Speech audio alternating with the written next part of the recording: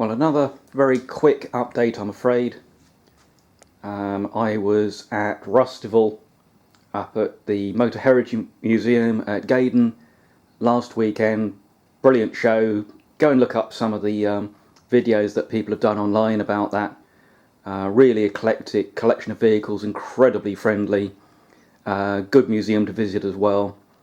And I went to Kennex LCV, which is a low carbon vehicle event at Millbrook, the vehicle proving ground, in the middle of the week. And both those events really sapped what little energy I had. So haven't done much, but minor rearrange of the workshop. The big surface plate bench has been moved right up against the wall to make room for the Vanco linisher, because I needed to use the horizontal bandsaw, which had ended up in that far corner and was just slightly too much work to get in and out.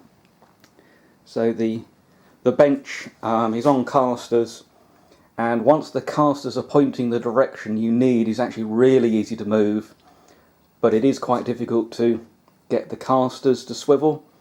And the solution to that is just to put a scissor jack underneath the frame, relieve the tension on the caster, point it in the direction you want to go.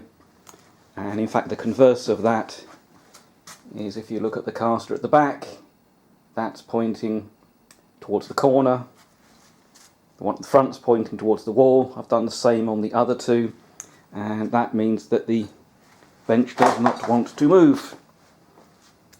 Try not to trip over everything. I've put a dummy gearbox together, so this is one of the bad ones. I've got the new long input shaft in there because I still need to set up the spigot bearing in the back of the crank, get that. I think if I just put a new one in there and put a spacer behind it and don't push it fully home, it already supports the shaft. I just like it to be giving a bit more support. It will be getting the up rated circlip to stop the shaft coming out, and this is actually a square shouldered shaft, so it shouldn't really have any possibility of working past the circlip. What else have we got to? Oh yes, I got the sump sitting on the bed of the milling machine. I chain drilled the sump off. There's a little bit of it. Didn't mark it, just did it by eye. These die castings are quite hard, which actually makes it quite easy to get the drill to start where you want and to drill nicely.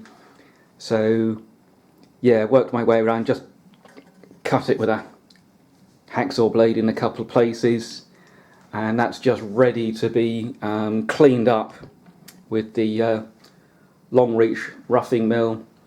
I'm not taking it back to where I think I'm going to need it, because what I'll do, and that's part of the reason for building up the gearbox complete with its mounting points. So these are the caliper brackets and the main mountings, and of course the engine mountings form a 4-point system. So that's all ready to be temporarily put back in the car and do some clearance checking. So I've got to look at clearance on the oil system, decide how I'm going to set that up, whether it can be on the engine or back to a remote filter head on the chassis. Just how little I can get away with taking the sump back, particularly given the engine is going to be moving backwards about 5mm, and potentially I can get the engine a little bit lower than it was, and I'll be checking the height of the intake system to see if I need to squeeze that down any lower. So that just about wraps it up for now.